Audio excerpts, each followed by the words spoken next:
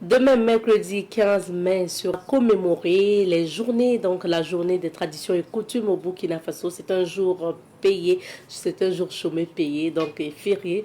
Alors les travailleurs ne seront pas au rendez-vous. Je vais parler surtout en tout cas du public.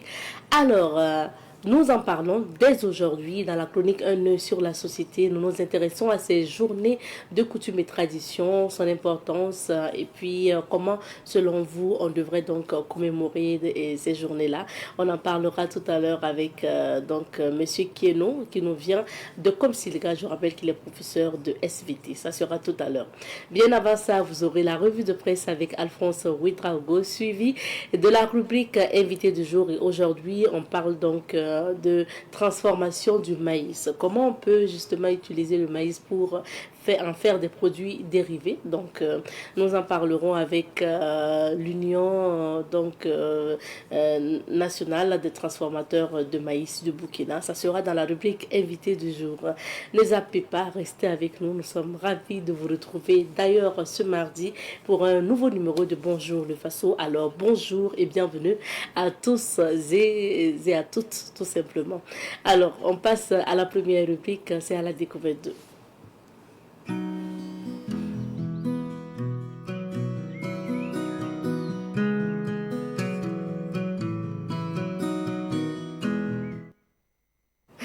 Alors, aujourd'hui et cette semaine, nous rendons hommage à une grande dame, des coutumes et traditions aussi au Burkina.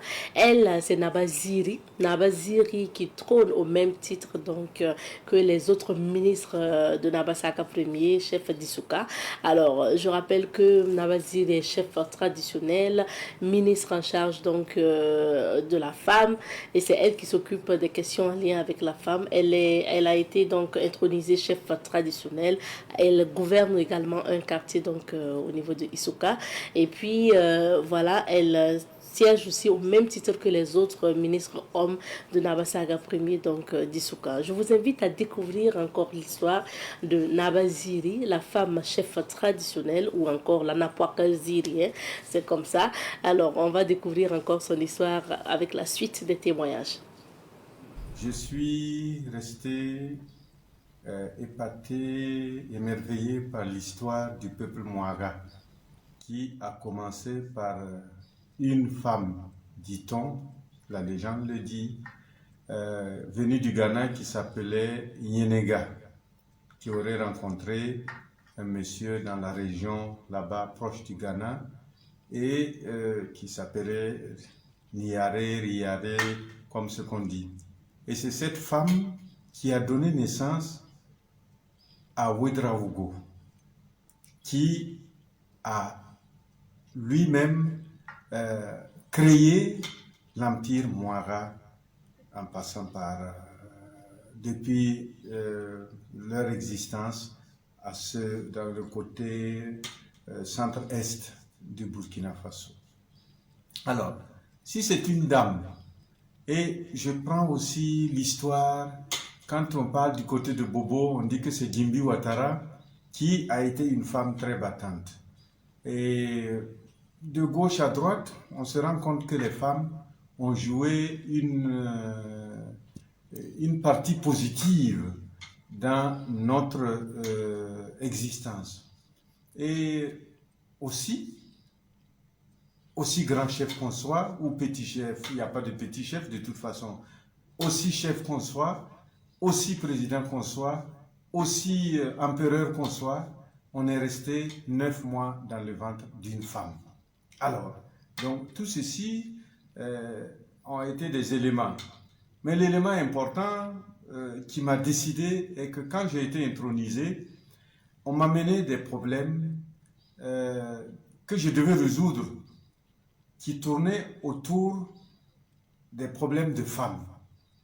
Et moi, c'est vrai, je suis de Koudgou, je suis né à Issouka, j'ai grandi, mais je suis parti très tôt. C'est bien que j'ai perdu quelques notions qui pouvaient me permettre de statuer, de juger, de prononcer une sentence ou bien, en tous les cas, de prononcer un verdict quand il y avait un problème concernant les femmes. Et je me suis dit, tiens, dans le collège, il n'y a pas de femmes. Alors, s'il n'y a pas de femme, qui peut me donner une expérience sur la femme plus que la femme? Et j'ai donc demandé qu'on m'aide à insérer une femme dans le collège des gens qui devaient me conseiller. Tout est parti de là. Donc, vous voyez, les motivations, c'est l'histoire. La deuxième motivation, c'est l'histoire générale.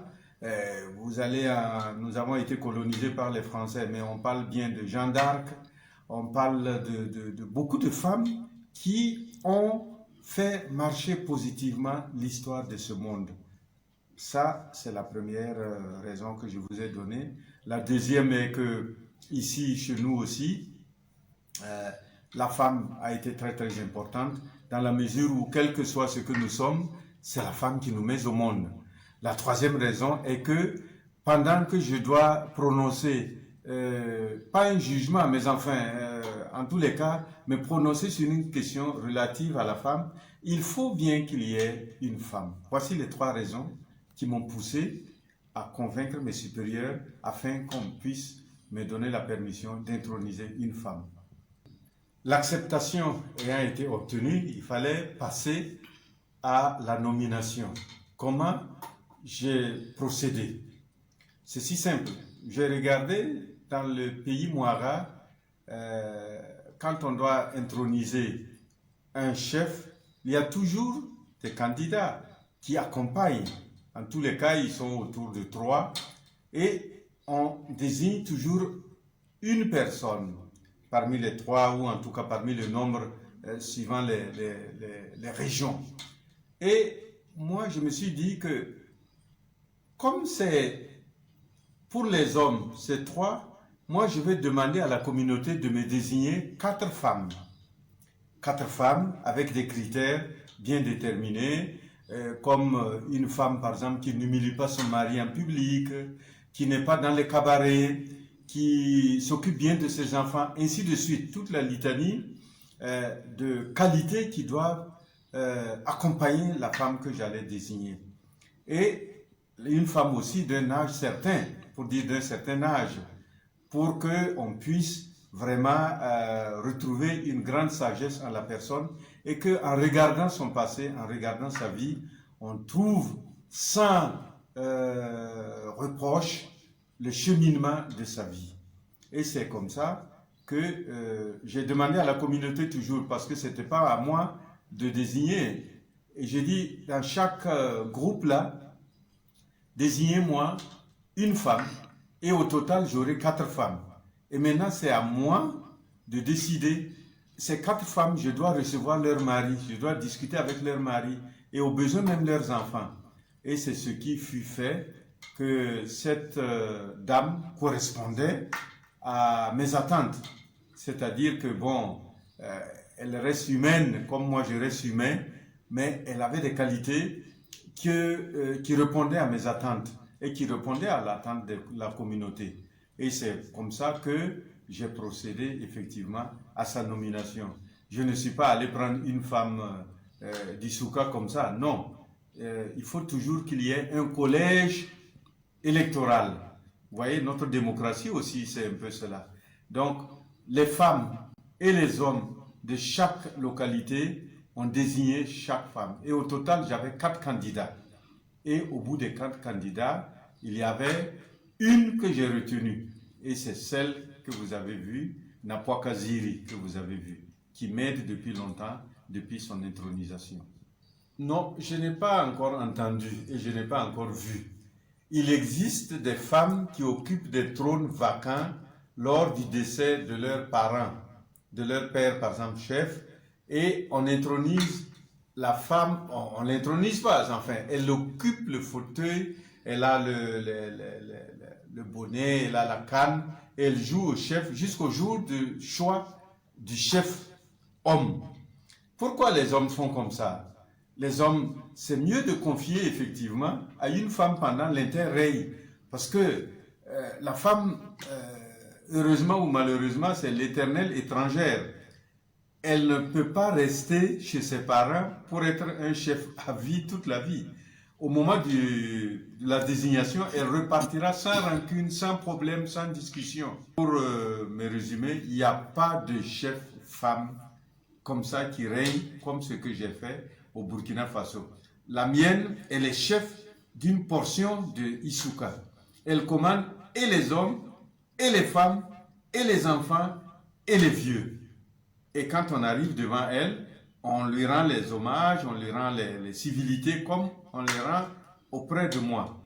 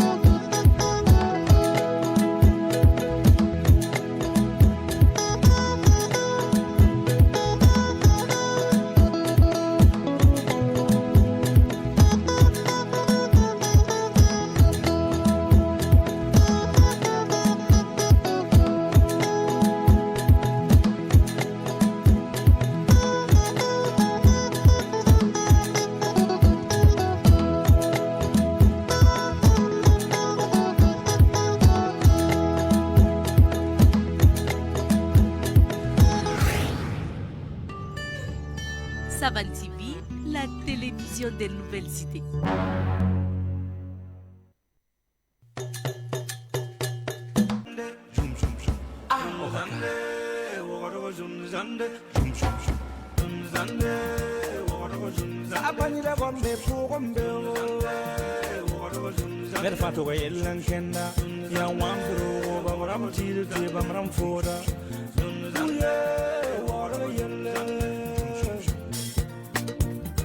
Ngam taaba kulum kalam la futa chaka son problème woro yelle yelle zunzande woro zunzande ah ohaka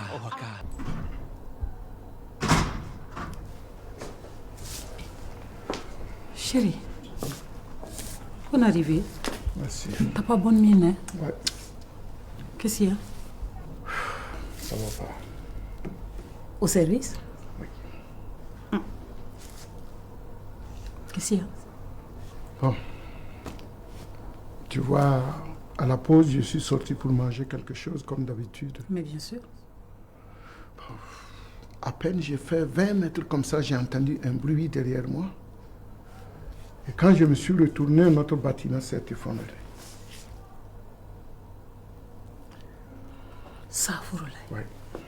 Mes 2 collègues sont restés dedans. Quoi? Oui, c'est grave. Oh. En tout cas, quelque chose de malheur est bon parce que je suis sorti pour aller manger. Sinon, j'allais y rester moi aussi. Notre Dieu est bon. C'est vrai. Nous l'invoquons tous les jours. Seigneur Jésus, Oui. le Dieu des miracles. Amen. Amen. Amen. C'est une vraie tragédie néanmoins. Oui, c'est triste. Et comment vous allez faire pour eux alors? Les familles et tout? Non, sur ce point, le service avait fait une très bonne organisation. Ah Le oui? capital d'essai, c'est super. Voilà, parce que selon les textes, il est prévu qu'en cas d'accident fatal comme ça, bon, chaque famille recevrait 100 millions de francs CFA. Pardon? 100 millions de francs CFA, une villa au choix, et on assure la scolarité des enfants jusqu'à ce qu'ils deviennent majeurs. Donc, Pour chaque famille? Oui, 100 millions de francs CFA, une villa, voilà. Chérie. Oui. Quand je te dis souvent que depuis que tu m'as épousée, c'est la poisse que tu m'amènes là. Pardon? Comment tu t'es arrangé, toi, pour ne pas être là où les deux là sont? C'est aller manger que tu as choisi pour nos enfants et moi.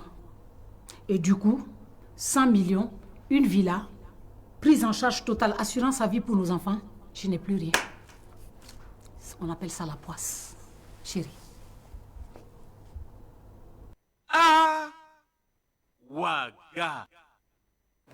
Nous poursuivons avec l'émission d'aujourd'hui. C'est mardi ce jour et Alphonse nous retrouve pour la revue de presse.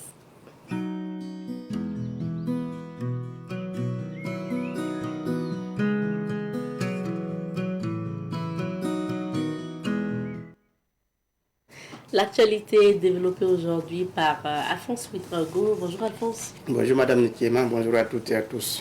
Alors, que nous disent les journaux aujourd'hui? Alors, commençons avec le journal de tous les Burkinabés, Sidouaya. Sidouaya nous apprend ce matin, culture de blé, du blé au Burkina Faso, les premiers pas d'une opportunité agricole. Célébration du 15 mai, notre vie repose sur nos traditions et coutumes. C'est donc une déclaration de Maître Titenga Frédéric Passeri et c'est à lire dans Sidouaya. Pendant ce temps et sur le même sujet, Anatole Gomtiribnoma Tchendrebiogo lui déclare une éclatante manifestation d'une justice immanente au Burkina Faso, c'est-à-dire dans Sidouaya. Toujours dans Sidouaya, l'on apprend qu'à Touini, la gendarmerie accompagne la réalisation d'un jardin potager, et c'est-à-dire dans Sidouaya. Le CSC rassure les responsables des organes de presse à propos donc des difficultés de fiscalité. Le journal Le Pays nous parle d'une interview de Mousbila Sankara, ancien ambassadeur. Il déclare « Il y a des gens qui, culturellement, ne savent pas ce que c'est que la honte ». C'est allié à la page du journal Le Pays. Journée des coutumes et des traditions. Un jour qui nous met au rang des religions révélées. C'est donc une déclaration de Maître Titenga Passeri.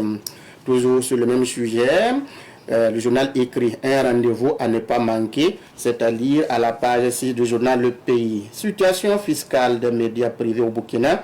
Le CSC et les patrons de presse posent le débat, c'est à lire dans le journal Le Pays à la page 13. Arge 2024, le programme officiel des vols allés, c'est à lire à la page 17. Dans la rubrique Actu Foot, le journal Le Pays écrit « L'escroquerie du siècle, un joueur africain fait jouer son frère jumeau ». Le journal L'Observateur Palga nous parle ce matin des difficultés fiscales des médias burkinabés et sur le même sujet, le journal écrit les bons offices du CSC pour éviter les fermetures. Résultat de la présidentielle qui advienne, un recours, pourquoi faire, s'interroge le journal dans sa rubrique Regard sur l'actualité.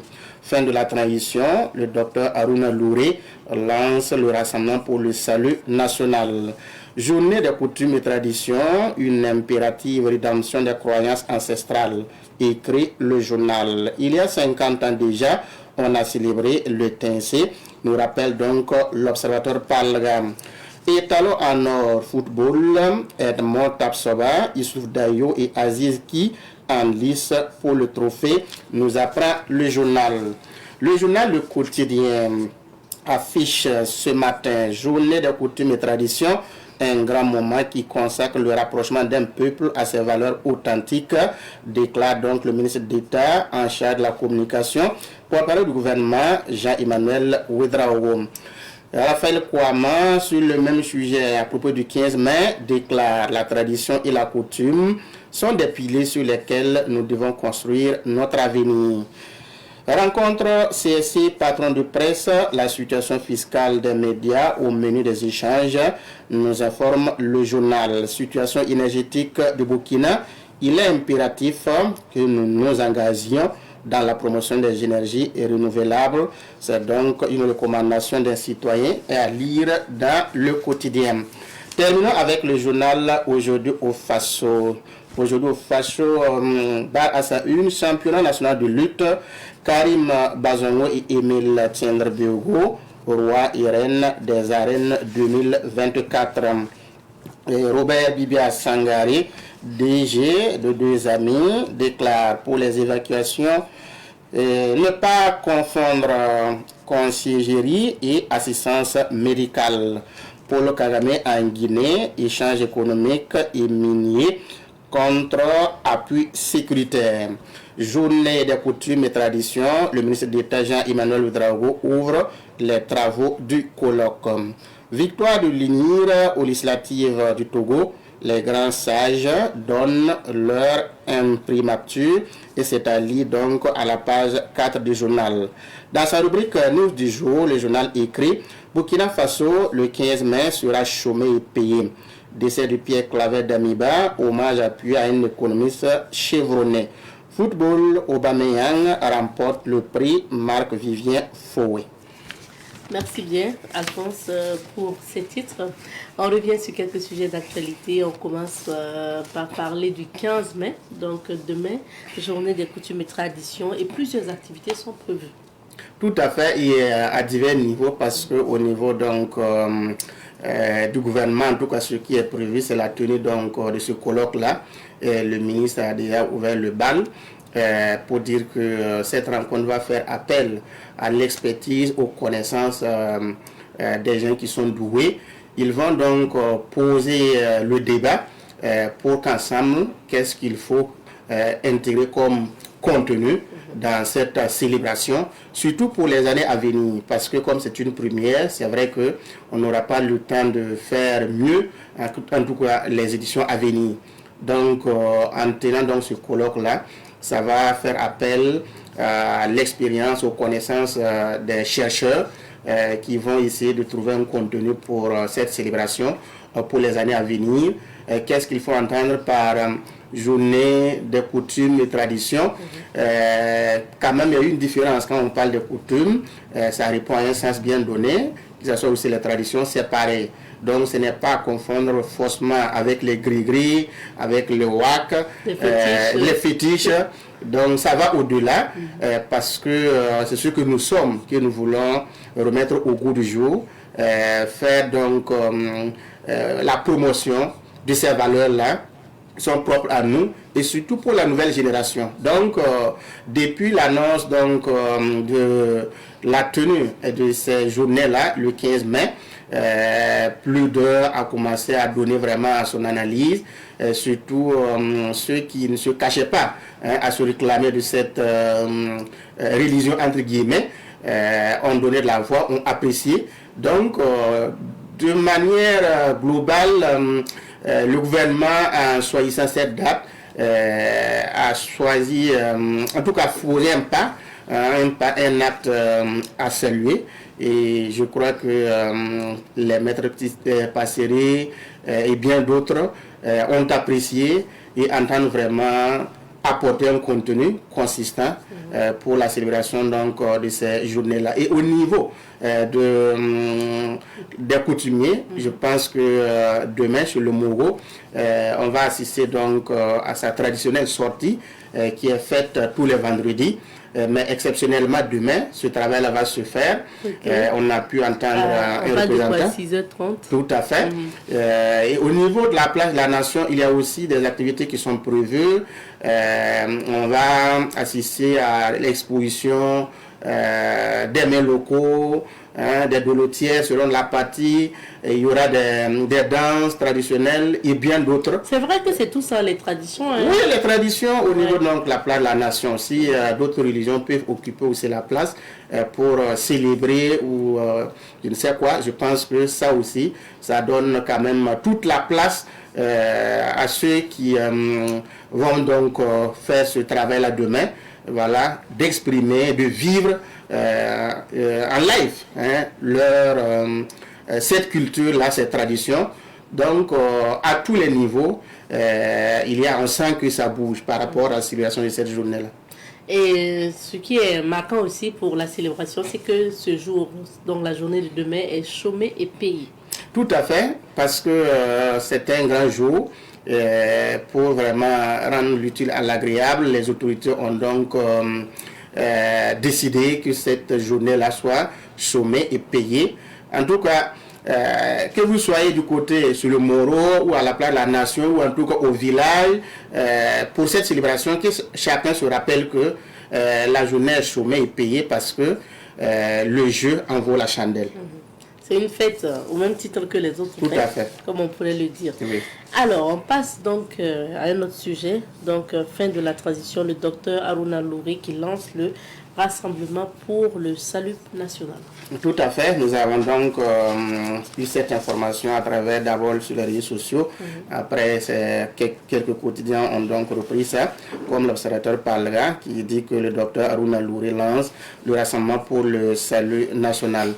En vérité, ce qu'il parle, hein, ce qu'il a donné comme déclaration, c'est porté à la connaissance donc de l'opinion qu'un mouvement est né, un mouvement qui se veut rassembleur, un mouvement qui parle de la situation actuelle du pays, surtout la transition en cours. Et le mouvement veut que, en vérité, on fasse le bilan de ce qui a été déjà posé comme action. Et se donner une autre date, c'est-à-dire que cette transition soit recadrée, qu'au lieu que ce soit des militaires à la tête, que ce soit donc un civil, comme priant la transition, secondé certainement par un militaire, c'est ce qu'il dit dans sa déclaration. Et ce mouvement veut que la gouvernance actuelle tranche d'avec ce qu'on a vu depuis 2022 jusqu'à aujourd'hui. Et de ce fait-là, c'est un mouvement qui appelle les Burkinabés à se mettre ensemble. Voici donc en résumé ce qu'il a mis donc dans sa déclaration. Et on finit par cette rencontre donc des patrons des médias avec le CSC. Oui, avec le CSC qui a donc voulu rassurer les patrons de presse à travers donc ces échanges, cette question des difficultés fiscales est revenue. Parce que beaucoup d'organes de presse en souffrent quand on sait que la situation économique du pays n'est pas du tout reluisante. Donc ça impacte aussi les activités de ces organes de presse-là qui ont des difficultés. Parce que s'il n'y a pas de publicité, s'il n'y a pas beaucoup de reportages, s'il n'y a pas tout quoi, ce qui fait vivre ces organes de presse, ce n'est plus comme avant. Donc ça fait que du coup, on se retrouve face à des difficultés en termes même de salaire, de fonctionnement. Les organes de presse souffrent énormément de ça. Donc cette rencontre du CSC vise donc à rassurer ces organes de presse-là. Surtout, le CSC vient comme un pompier pour dire que ils vont essayer de trouver vraiment le juste milieu pour que désormais aucune maison d'organes de presse ne soit fermée pour telle ou telle raison, surtout les difficultés liées donc à la fiscalité.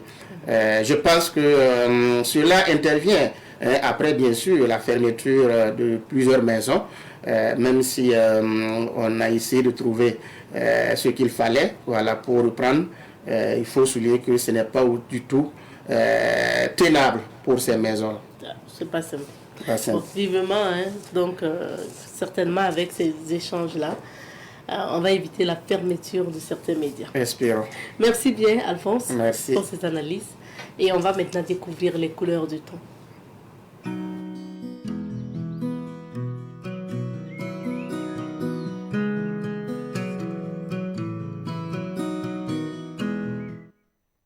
La société IP+, vous offre la météo des affaires.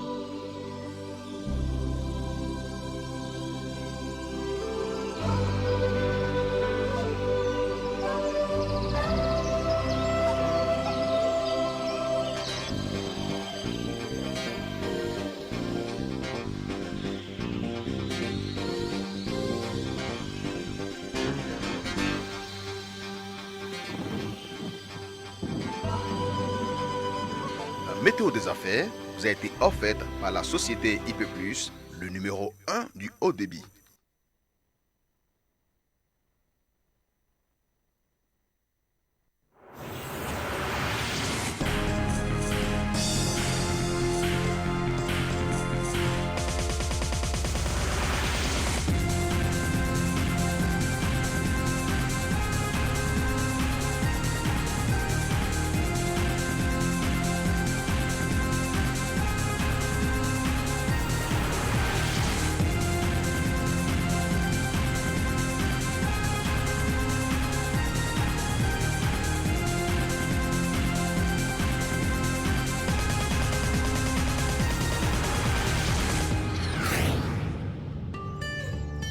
Savan TV, la télévision des nouvelles cités.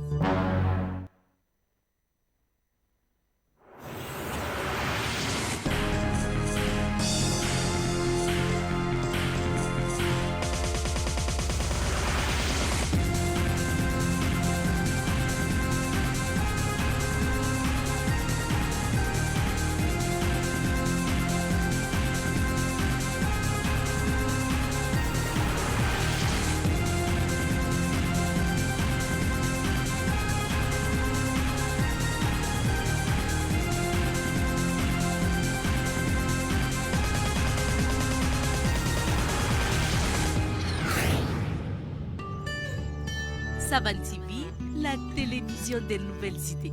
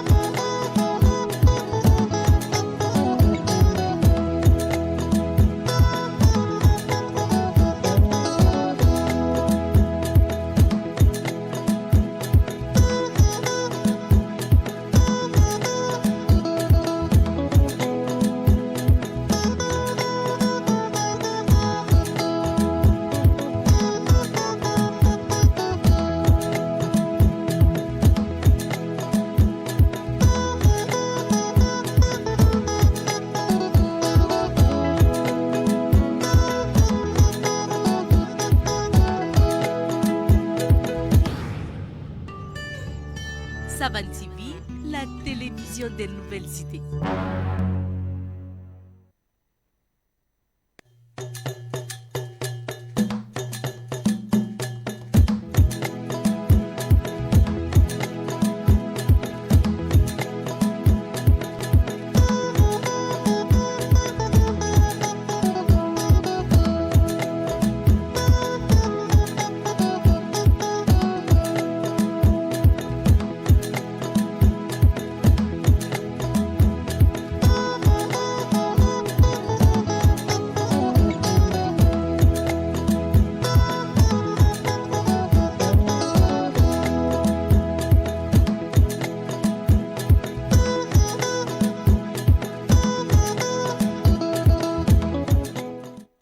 Et pour la suite de cette émission, aujourd'hui on parle de transformation du maïs avec notre invité du jour. On retrouve notre invité juste après le jingle.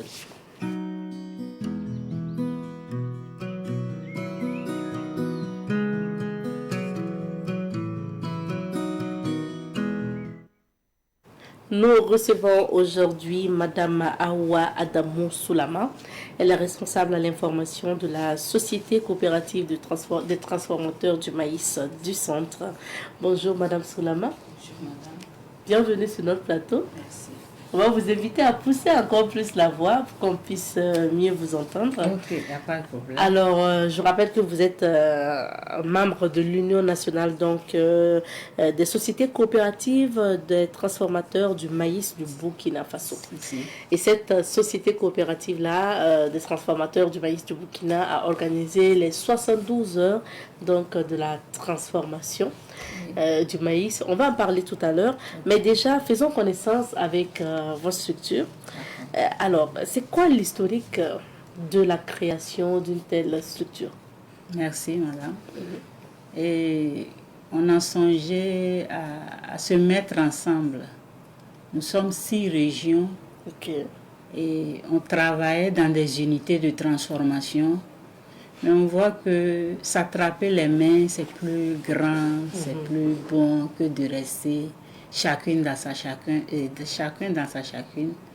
Et c'est ça qui nous a donné le courage de s'attraper les mains, les 6 régions-là, pour former une union des transformateurs de maïs du Faso. Du Faso. Voilà. Et c'est depuis quelle année que l'Union existe? Bon, c'est depuis 2020 que nous existons. Mais on sort, mais on voit qu'on ne nous reconnaît pas comme ça. On n'avance pas trop. On force. Donc, on s'est donné des idées de se faire voir. C'est ça qui nous a inspiré à faire les 72 heures de promotion, suivi d'un don aux personnes déplacées, au FTS, les veuves et les enfants des soldats tombés. On va en parler tout à l'heure, Madame Soulama. On va parler des 72 heures. Mais se mettre en union, vous avez dit 6 régions qui étaient dans la transformation du maïs. Et vous décidez de vous mettre en union pour justement faire avancer les choses et se donner de la force, vous l'avez dit.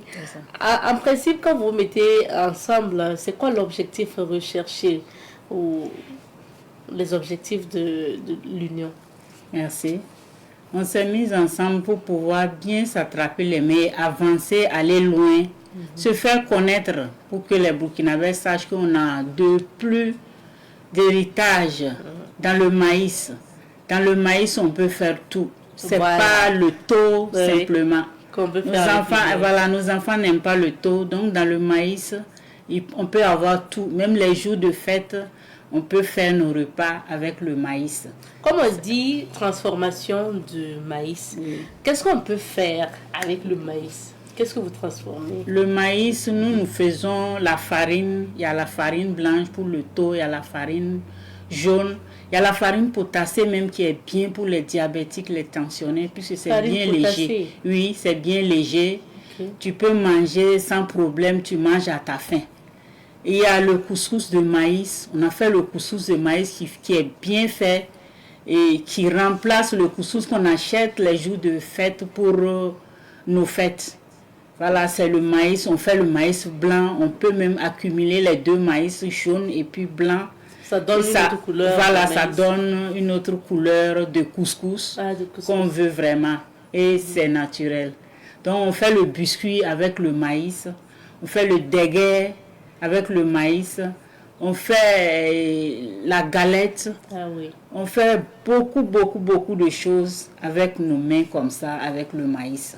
Maintenant, pour vous qui êtes de la région du centre, est-ce que vous avez peut-être des unités assez développées pour la transformation des produits dérivés du maïs? Oui, on a des unités, on a même des points de vente à Ouaga ici. Et chaque fois, on se rencontre aussi pour des foires avec les autres régions. J'ai dit tout à l'heure 6 régions. Et on attend notre AG pour ajouter deux régions qui se sont données. Et on est sûr d'avoir toutes les régions, de travailler dans toutes les régions ensemble. Ok. Oui. Restons dans la transformation, Madame Soulama. C'est vrai que quand on est dans la transformation, est-ce que vous êtes aujourd'hui arrivé à trouver, je ne sais pas encore, les appareils, les machines nécessaires pour la transformation? Est-ce que vous êtes industrialisé? Ou bien la transformation se passe toujours terre à terre avec les moyens de bord? Merci. Vraiment, on est en train d'aller vers ça, mais c'est difficile pour nous. C'est difficile pour nous. On n'a pas de machines adéquates. On n'a pas vraiment ce qu'on veut. Mais on fait avec et on pousse. On va pousser aussi nos autorités à nous amener vers un jour que nous soyons de grandes unités de transformation, des industries même. Voilà, c'est à cause de ça qu'on s'est donné l'idée de s'attraper et de relever le défi. On espère aussi pour vous, parce que quand moi je vous parlais tantôt du couscous de maïs, par exemple pour faire du couscous, des grains comme ça, je me dis qu'il faut avoir des moyens techniques. Ça veut dire que pour le moment, vous travaillez avec des tamis et tout ce qui... Oui, on travaille avec des tamis. Et très bien, quand je vous présente ça, vous n'allez pas croire que c'est les mains qui ont fait ça. Nous sommes en même temps des formatrices endogènes. Et vraiment, on est prête vraiment à travailler, quoi qu'en soit le problème, avec tout ce qu'on gagne. Alors, parlons maintenant justement des difficultés, parce que vous avez commencé tantôt à parler des difficultés que vous rencontrez. En tant que producteur donc, des produits dérivés du maïs, vous avez décidé de vous concentrer sur le maïs. Quels sont les problèmes que vous rencontrez? Merci. On a vraiment des problèmes. On a des problèmes parce que les Burkinabés ne comprennent pas trop, je ne sais pas. Ils ne savent pas d'abord que nous, on a ce qui est plus grand, ce qui est plus naturel ici.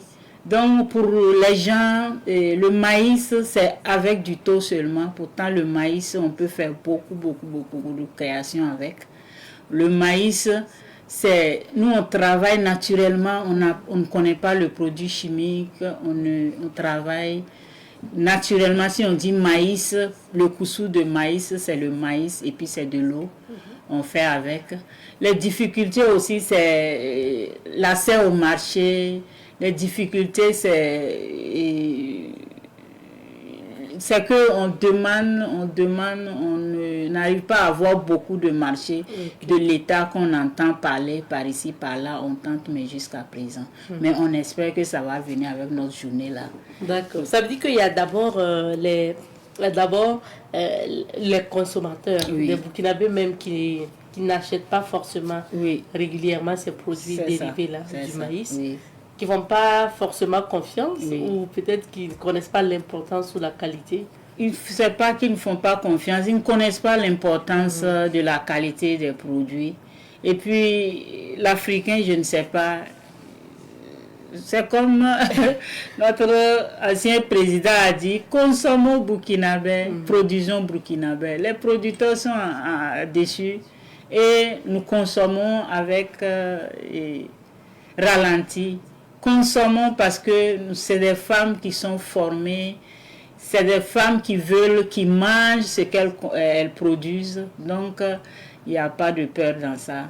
Et allons-y seulement. Parlons maintenant des marchés dont vous parlez tout à l'heure. Oui. Vous avez dit que vous soumissionnez donc pas pour des marchés de l'État. Oui. Est-ce que vous avez peut-être des exemples oui. Merci à partager madame. Avec nous? Oui, oui. Il y a des exemples parce que il y a le camp qui est là. On sait qu'ils font toujours à manger. Il y a les cantines scolaires. Oui. Il y a la maison d'arrêt et de correction. Il y a les projets PAM. Beaucoup de projets FAO, on entend parler de ça. On fait tout ça. On veut vraiment qu'ils nous aident, qu'ils nous viennent au secours. Il y a même la bouillie infantile qu'on fait avec le maïs. Donc vraiment, si vraiment, on a commencé, les 72 heures qu'on a fait là, on a commencé, on ne va plus baisser les bras. D'accord, on va aller vers eux pour qu'ils vraiment ils nous poussent à aller là où on veut. Ça veut dire qu'aujourd'hui, vous montez des dossiers que vous déposez au niveau des structures comme ça pour vous soumissionnez pour des marchés. Oui. Pour notamment l'achat de vos farines et d'autres produits dérivés. Vous avez parlé de couscous tout à l'heure. Oui. Donc, on peut essayer quand même ce qui est nouveau, ça serait bien, pour ne pas consommer la même chose. D'accord. Alors, vous avez organisé les 72 heures de la transformation. Quel est l'objectif d'une telle activité? Ok, merci. L'activité d'abord, c'est pour dire à nos FDS tombés, les veuves, les orphelins qui sont là, qu'ils ont laissés, que nous sommes avec eux. Avec le maïs, on peut aller loin. Et après aussi, c'est pour nous montrer, c'est pour qu'ils nous connaissent, pour que l'État même nous connaisse. Qu'on s'est montré, on a fait. Vraiment, on dit merci à nos partenaires qui nous ont poussés pendant les 3 jours là. Ça a été une réussite. Jusqu'à présent, même les gens nous appellent pour nous féliciter. On a vraiment commencé sans peur. On est allé et ça a été une réussite vraiment. Et durant 3 jours, qu'est-ce que vous avez fait comme activité notamment? Ok, le premier jour, ça a été le discours de notre présidente et la célébration. Et il y avait notre marraine qui était là, elle aussi, elle a fait un discours. On a bien sûr invité les FDS aussi qui nous ont assistés. Après ça, on a fait un don de ce que vous produisez. De ce que nous produisons sur le maïs. Un don de 2 tonnes de farine bouillie, couscous et semoule, etc. Après ça, il y a eu la visite des stands. Vraiment, c'est des produits, quand tu vois, si c'est pas que les étiquettes là, les emballages ne sont pas comme nous voulons, mais les produits c'était impeccable. Après la visite des stands, il y a eu une dégustation sur le maïs. Il y avait tout ce qu'on peut faire avec le maïs, le zonko, le taux potassé, le taux simple, le taux qu'on appelle akassa avec ses sauces. Il y avait les galettes, les biscuits de maïs, les gâteaux de maïs, il y avait la bouillie, etc. Et quand vous avez parlé de zomko, moi, ça veut dire qu'il y a des boissons qu'on fait à base de maïs, bien sûr. Comme le zomko. Oui, bien sûr, bien sûr. Ah oui. Oui. Ça, je n'ai jamais goûté. Oui. Et puis c'est impeccable. Ah, oui. D'accord, ça donne envie de goûter. Donc il y a eu la foire, il y a eu la cérémonie d'ouverture suivie d'une foire et ça a duré 72 heures cette foire-là. Oui. Maintenant, au sortir de ces 72 heures, quel est le petit bilan que vous pouvez faire? Vraiment, nous-mêmes on était contents parce que ça a été un succès. Ça a été un succès, les gens nous appellent, les gens nous encouragent et ça nous donne la force d'aller de l'avant. Voilà, ça nous encourage beaucoup d'aller de l'avant. Et celles qui sont venues des provinces aussi sont rentrées sains et saufs. Vraiment, on sait qu'on est connu maintenant. Il n'y a pas qu'on va mettre pied avec notre demande de marcher quelque part, ils vont dire vraiment on ne vous connaît pas, il n'y a pas ça. Les gens, beaucoup nous ont connus, beaucoup nous appellent pour nous encourager. Et on espère que les deuxièmes éditions là seront plus fortes que ce qu'on a fait. Ça. On va revoir en image en fait ce à quoi ressemblaient les 72 heures donc, de la transformation de ces produits dérivés du maïs là, parce que on a quelques images qu'on pourrait voir ensemble. Donc on a vu la foire, on a vu la visite donc de ces stands là, et donc après ça. Vous avez dit que ça a été un succès, donc ces 72 heures-là. Oui. Mais après ça, qu'est-ce qu'on se dit? Qu'est-ce que vous souhaitez voir changer? Quelles sont vos doléances? D'accord. Merci, madame. Nos doléances sont nombreuses parce que nous, on n'a pas un magasin. Il faut stocker les produits à temps pour pouvoir vendre chaque fois le même prix. On n'a pas de magasin, on veut un magasin. Et nos unités aussi, on veut vraiment des unités de transformation avec des machines adéquates qui vont nous permettre de travailler beaucoup. Et bien sûr, pourquoi pas un centre pour former les femmes, nos femmes qui ne font rien, qui ne savent pas quoi faire pour avoir de quoi vivre avec les enfants. Il y a nos PDI qui sont là, les personnes déplacées. Vraiment, on a ce souci-là. S'il y a un grand magasin, on arrive à stocker les produits dedans. Il y a un centre pour la formation des femmes. On veut aussi que l'État nous accompagne vers les instituts financiers. Quand tu pars seul ou bien vous partez, c'est des garanties. Une femme, on n'a pas de garantie.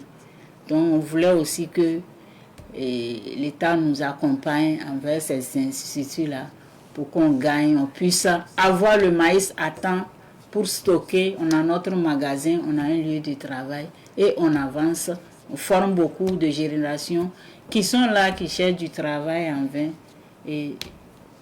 Et l'idéal aussi, c'est que vous puissiez quand même avoir ces marchés de l'État là. Voilà. Qu'on puisse prendre vos produits aussi, que ce soit pour les cantines scolaires, que ce soit pour donc les camps militaires, et voilà, les maisons d'arrêt et autres. Oui, si on arrive à commander vos produits, ça dit que vous aurez plus de moyens pour produire. Oui, ça c'est assez logique. Oui. Alors, Madame Soulama, c'est vrai qu'on a tout ça, donc ce que vous souhaitez, c'est pouvoir améliorer le travail que vous faites aujourd'hui. Oui. Mais en termes aussi de collaboration avec les producteurs de maïs, est-ce que vous, il n'y a pas de problème à votre niveau, vous arrivez à avoir le maïs à temps et de bonne qualité pour ce que vous voulez faire? Oui, merci madame. Okay. Puisqu'on a un maillon aussi, maillon et producteur, commerçant et transformateur.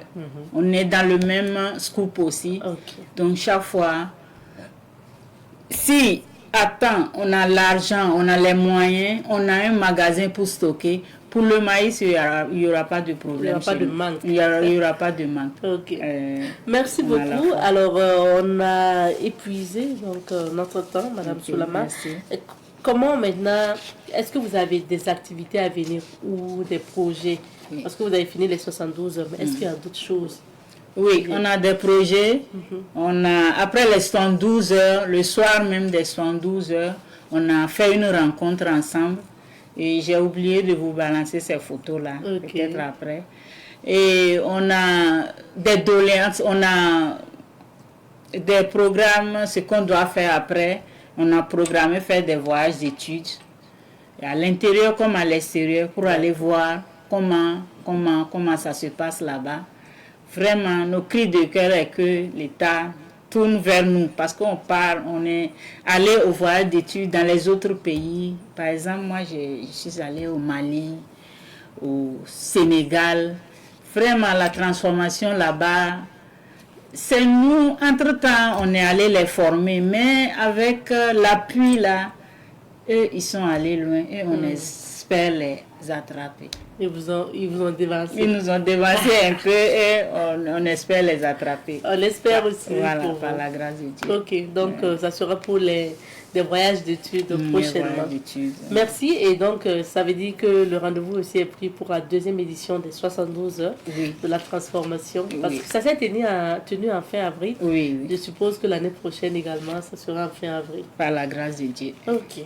Merci beaucoup d'être passé sur notre plateau. Merci. Alors, restez avec nous. Je rappelle que nous recevions sur ce plateau Madame Awa Adamou Soulama. Elle est donc responsable à l'information de la société coopérative des transformateurs du maïs du centre, et elle est membre de l'Union nationale des sociétés coopératives de transformateurs du maïs du Burkina Faso. On s'arrête ici pour l'entretien d'aujourd'hui. Merci. Petite pause et on revient.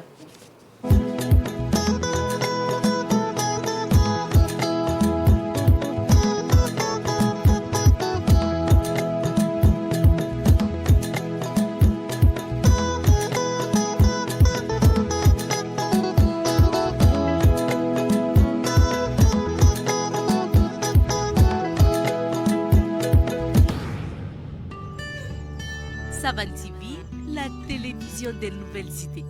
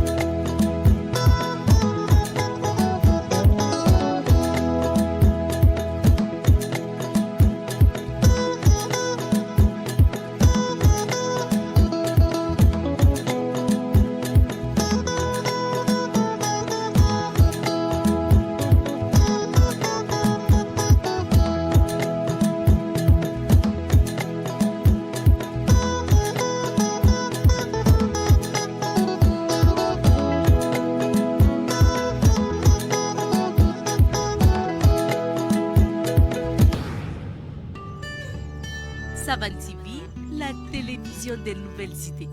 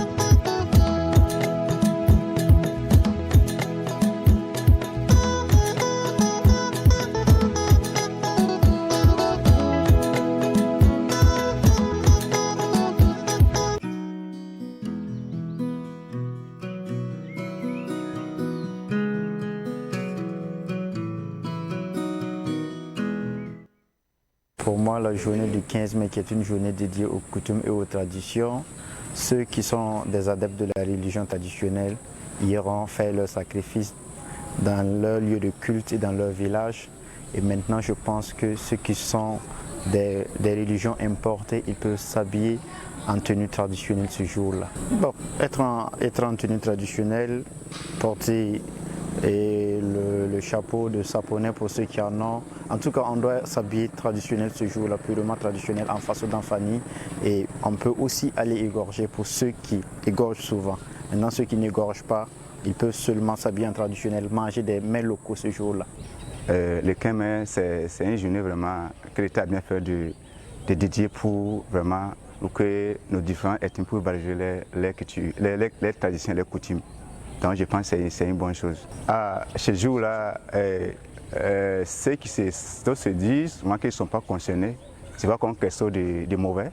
Mais je pense que ce jour-là, les gens doivent comprendre que nous avons des origines et ces jours-là, nous devons valoir.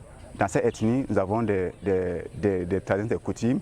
Et je pense que ce jour-là, c'est l'occasion à chacun de ces ethnies de pouvoir vraiment découvrir, mais de reconnaître leurs origines. L'initiative est très bonne parce que c'est pour magnifier nos traditions. Voilà, donc c'est vraiment une journée à saluer et à encourager. En tout temps, chacun doit vraiment se sentir et célébrer cette journée-là. Bon, le jour J, les gens, bon, on doit organiser une conférence un peu partout dans les quartiers pour vraiment enseigner même nos traditions aux enfants. Voilà, donc chacun doit retourner, bon, chacun doit avoir une pensée envers ceux de son village ou bien dans ses origines. Voilà, c'est vraiment une bonne journée. La journée du 15 mai, qui est une journée de valorisation des traditions et des coutumes, moi personnellement je pense que c'est une bonne chose de penser à ça, de penser vraiment de se rappeler de nos traditions et de nos coutumes parce que actuellement on est en train d'oublier nos traditions et nos coutumes. Donc penser à ça, moi personnellement je pense que c'est une bonne chose. Bon, pour moi ce que les gens doivent faire ce jour-là, c'est de chercher à aller dans une des cérémonies où on organise pour cette journée, voilà, afin de mieux connaître ce que c'est en réalité et la coutume, voilà. Parce que si on est né africain, on a des coutumes et des traditions qu'on a délaissées depuis des années. Donc moi je pense que cette journée est une bonne journée pour nous, voilà, de savoir ce que c'est que la coutume. Même si vous n'avez pas eu la possibilité de vous déplacer, c'est mieux pour tout un chacun de rester chez lui et suivre même si c'est à la télé.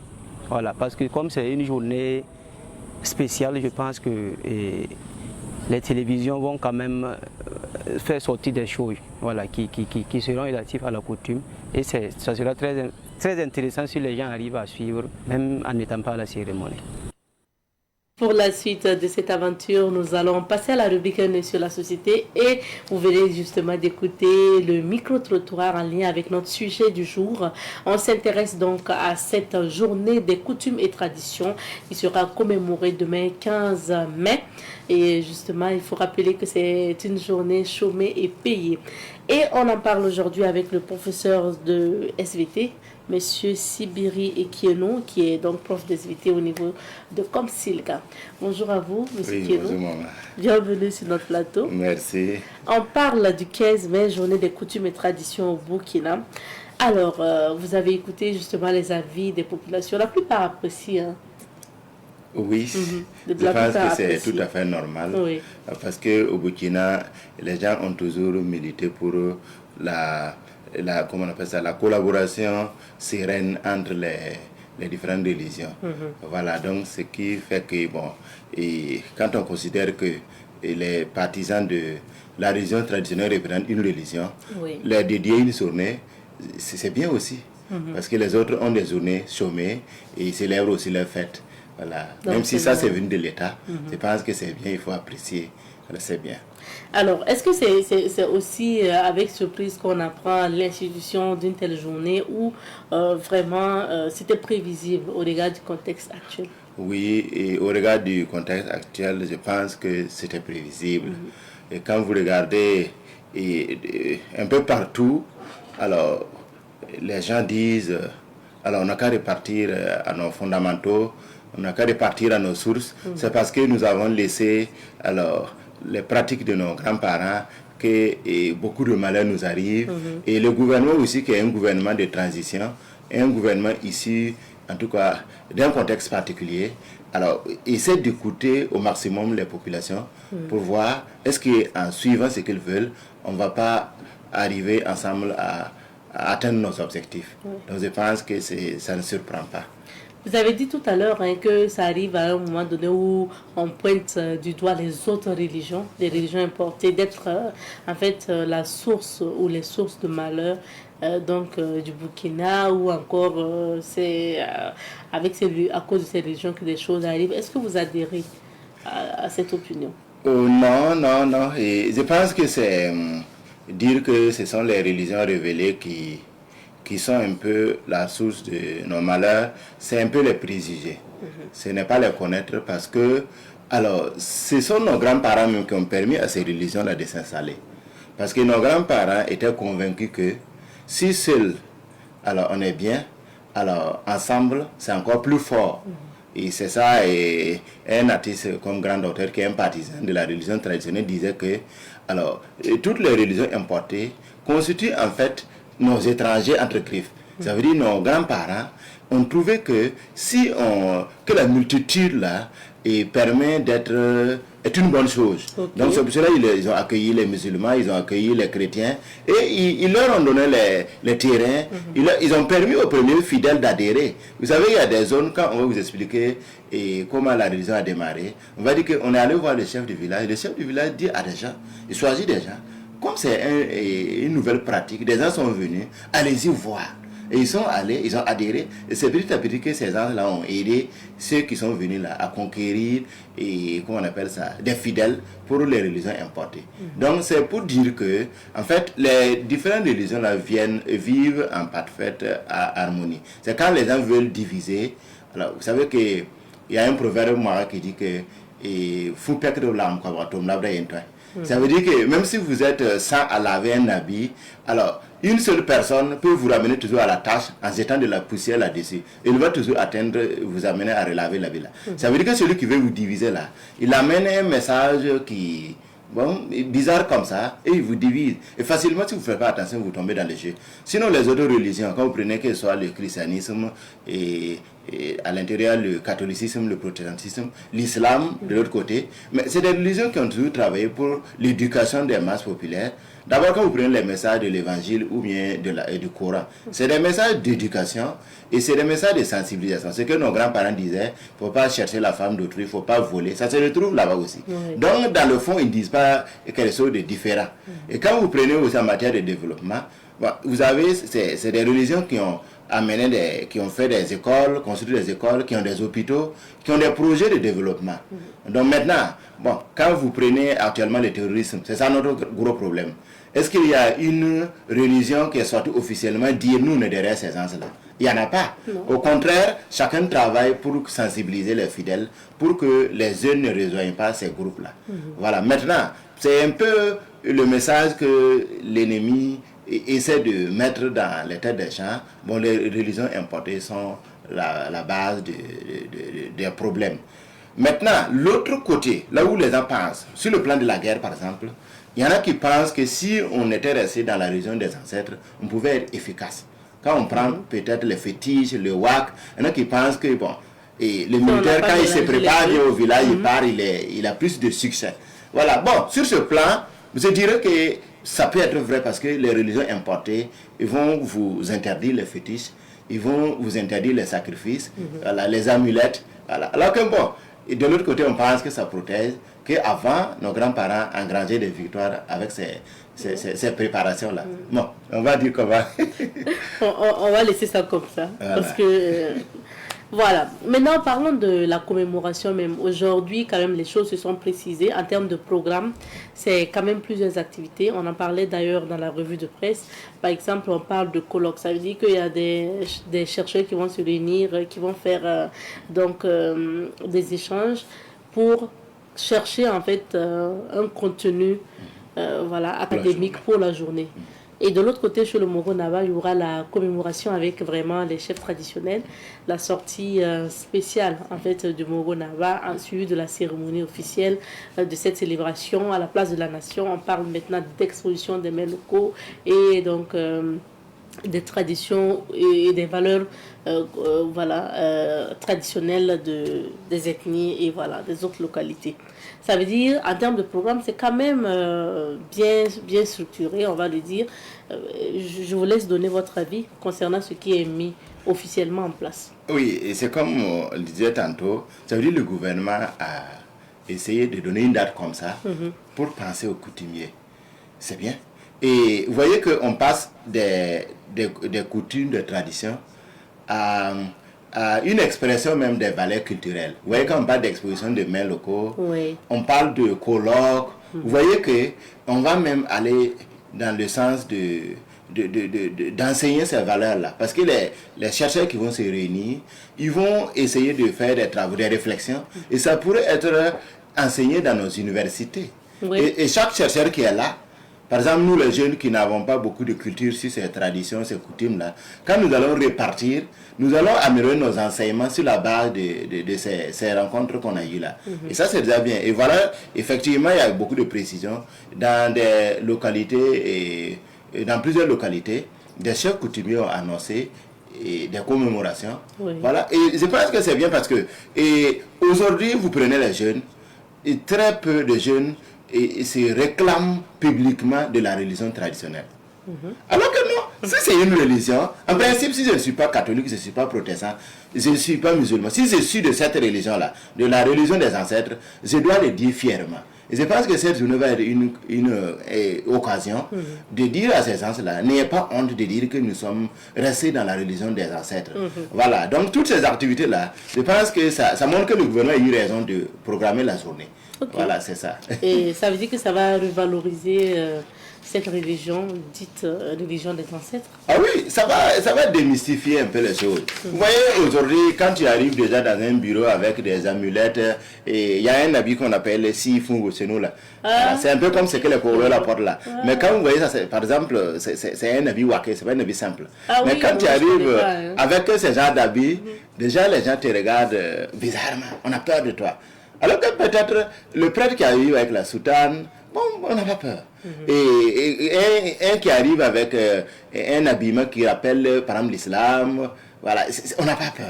Oui, non, mais ça veut dire, on pense qu'être de la religion traditionnelle, c'est des gens qui sont des sorciers, c'est des gens qui sont wakés, voilà, on a peur de, si tu t'amuses, ils vont te créer des problèmes. Alors que non, c'est une religion d'amour aussi, qui prône le respect de l'autre. Voilà, il n'y a pas de méchanceté, voilà, et c'est comme on le dit tantôt, alors, dans toutes les religions, il y a des gens qui dévient, voilà, et donc ça va revaloriser cette religion-là, et ça va montrer aussi que les autres doivent respecter les fidèles de cette religion, respecter aussi leurs avis quand il y a des rencontres, des cadres de concertation, et aussi leurs avis sont à prendre en compte. On a vu quand même, depuis l'annonce de cette journée-là jusqu'à présent, des interventions sur les réseaux sociaux, des jeunes qui se disputaient à peine, certains qui disaient pourquoi retourner aux sources, d'autres qui affirmaient fièrement que c'était bien, et d'autres qui se disaient est-ce que ça va pas, on n'est pas en train de retourner, de repartir en arrière si je peux me le permettre. Alors, est-ce qu'on doit se disputer pour une telle chose? Est-ce que c'est pour confronter les religions, le fait qu'on ait décidé d'accorder une journée donc, aux traditions et coutumes? Non, pas pour confronter, mais peut-être respecter un peu le point de vue de certaines personnes, et respecter un peu aussi les pratiques de certaines personnes qui sont aussi d'une certaine quantité, mais que les gens, comment on appelle ça, ne valorisent pas ou bien ne respectent pas parfois. Je parlais tantôt de quand tu arrives, on a peur de toi. Alors que non, ça va montrer que non, il n'y a pas de problème. C'est une religion comme les autres aussi. Alors, on doit vivre en parfaite harmonie. On doit vivre en parfaite harmonie. Alors, les différentes religions, voilà, il n'y a pas de problème. Voilà, donc je pense qu'à ce niveau, il n'y a pas de problème. Voilà, c'est un peu ça. C'est juste montrer que c'est une religion aussi.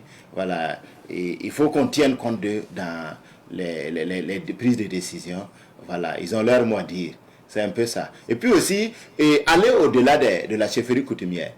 Parce que vous voyez, quand on parle de, par exemple, les représentations dans les différentes instances, alors on va dire les religieux, après on dit les coutumiers. Et vous allez voir que ce que les gens voient, c'est la chefferie coutumière. Oui. C'est vrai que les chefs coutumiers sont les garants de la tradition, mais c'est pour dire que s'ils ont beaucoup de fidèles, au-delà des chefs coutumiers, alors quand on choisit parfois pour mettre dans certaines instances et puis il y a des débats, ils peuvent envoyer des fidèles. Comme par exemple, l'Église catholique ne va pas envoyer un prêtre siéger dans certaines instances, mais ils vont envoyer des fidèles. Voilà, donc eux aussi ils peuvent envoyer des fidèles pour siéger et en leur nom, et puis bon, ça va être efficace. Voilà, si les fidèles sont vraiment organisés autour de leur leader. Voilà. Alors, si on reste toujours dans la tradition, au départ, on se rend compte que... qu'est-ce qu'on peut dire sur les contraintes et caractéristiques de cette religion? Alors, au niveau de cette religion, la religion traditionnelle, alors, je pense que c'est la rigueur, voilà, la droiture. Alors, quand on prend au niveau de la religion traditionnelle, alors, il faut vraiment être droit. Quand tu es initié et quand tu dois faire les rites, les traditions, il faut que tu sois droit parce que là-bas, comme on a l'habitude de dire, il n'y a pas de confession. Si tu agis mal seulement, alors tu vas aller répondre. C'est la mort parfois. Quand vous prenez les interdits, peut-être qu'on aura l'occasion un jour de parler des interdits. Ici, quand on dit c'est interdit, quand tu demandes, on va te dire, pourquoi, si tu demandes pourquoi c'est interdit, les parents vont te dire qui demain. Quand on dit qui se met, tu demandes pourquoi. Il dit qui demain. Alors c'est interdit, tu dis pourquoi c'est interdit, c'est la mort. Ça veut dire que si tu ne l'acceptes pas, c'est la mort. Voilà, c'est vraiment la droiture. Par exemple, au niveau de toutes les religions, on a dit de ne pas chercher, par exemple, la femme d'autrui. Mais vous savez que quand vous prenez la religion traditionnelle, dans beaucoup de familles, quand tu cherches une femme du village ou bien une femme de la famille, la sanction c'est vraiment extrême.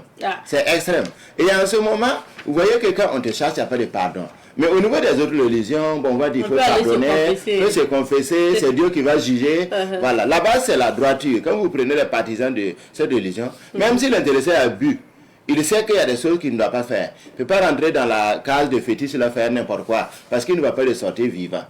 Voilà, quand on dit ici, là, tu ne dois pas manger, tu ne vas pas aller manger. On dit ici, là, tu ne dois pas frauder, tu ne vas pas frauder. Quand on dit c'est pour telle personne, il faut aller donner, tu vas aller remettre.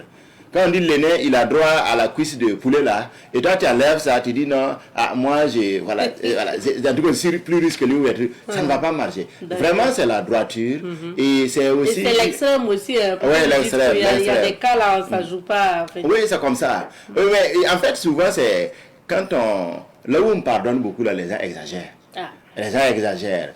Ils vont dire, le gars il part se confesser pour le même péché, demain s'il revient il est dans la même chose. Vous voyez, non. Donc ça fait que ces œufs, pour les péchés extrêmes là, ça ne pardonne pas. Alors, tu vas aller le prendre de l'autre côté. Ok, ça fait la différence un peu de cette religion avec les autres là. Alors, aujourd'hui, la commémoration est prévue pour demain. Donc, on a donné un peu le nombre d'activités, les activités qui sont prévues. Et pour vous, qu'est-ce que chacun à son niveau aussi doit faire pour marquer cette journée? Parce que de toute façon, certains n'iront pas au travail. Bon, pour ceux qui désirent marquer cette journée, parce que c'est pas tout le monde aussi, va manifester forcément. C'est très important. Intérêt. Le gouvernement a fait de cette journée fériée. Bon, c'est vrai qu'il y a déjà beaucoup de fériés, mais c'est pas grave, parce qu'il n'avait pas de fériés.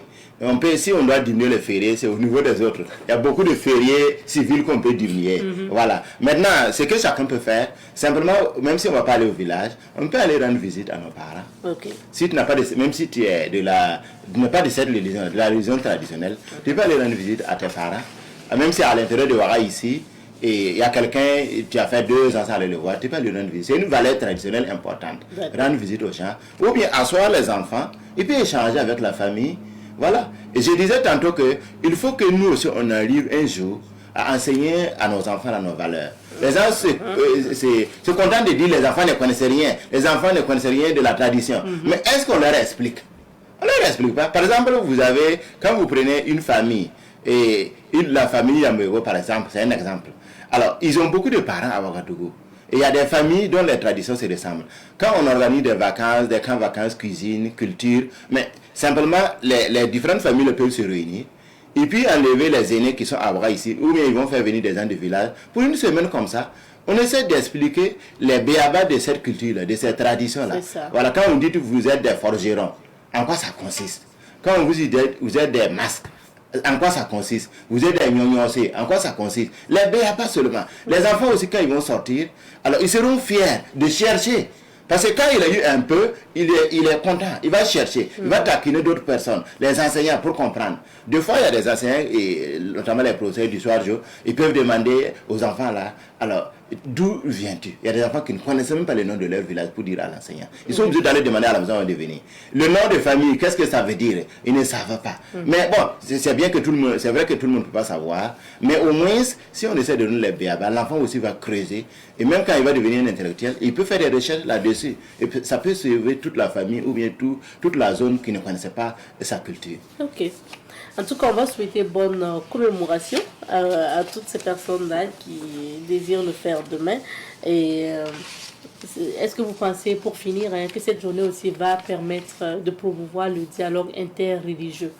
Exactement, exactement. C'est comme je dis, voilà une religion que tout le monde parfois rejette publiquement, mais tout le monde y va. Voilà, parce qu'il y a des gens qui se disent catholiques, protestants, musulmans, mais voilà, ils repartent là-bas. Simplement, quand on doit chercher une femme, les PPS, les mariages, lors des PPS, là, on est obligé de suivre certains rites. Parce que si les parents de la femme leur disent que si tu ne fais pas ça, tu n'auras pas la femme, on est obligé de laisser tomber pour prendre la femme là, et puis après, on va aller régulariser. Alors, sans compter que, bon, et sous d'autres formes, les gens repartent chercher les WAC, les protections, voilà. Mais publiquement, tout le monde rejette. Donc, c'est le moment de dire qu'on les admet, on les accepte, on les respecte, et que désormais, c'est une religion à part. Voilà. Et toutes les autres religions-là doivent aussi tenir compte de si les coutumiers peuvent aller rendre une visite aux musulmans lors des fêtes musulmanes et rendre visite à l'évêque lors des fêtes chrétiennes. Je pense aussi qu'eux aussi peuvent faire pareil. Ça se fait déjà parce que lors des Nabaska, il y a des religieux qui viennent saluer. Nous sommes comme cela quand à la fête de Naba Boulga, l'église part saluer, il n'y a pas de problème. Les autres religions aussi viennent saluer, il n'y a pas de problème. Mais c'est pour rappeler que c'est eux aussi, on ne doit pas les négliger. C'est eux qui ont accueilli les autres, ils ont donné la terre, ils leur ont favorisé l'installation et puis le développement de leurs pratiques religieuses. On doit vraiment les aider à s'élever aussi et à s'organiser. Merci beaucoup. Merci M. Keno d'être passé, d'avoir échangé avec nous sur ce thème. On se retrouvera un autre mardi. Merci beaucoup. Merci beaucoup à vous, fidèles téléspectateurs de Bonjour le Faso. On s'arrête ici pour l'émission d'aujourd'hui. Le rendez-vous est pris pour demain mercredi pour d'autres aventures. Portez-vous bien et on se dit que...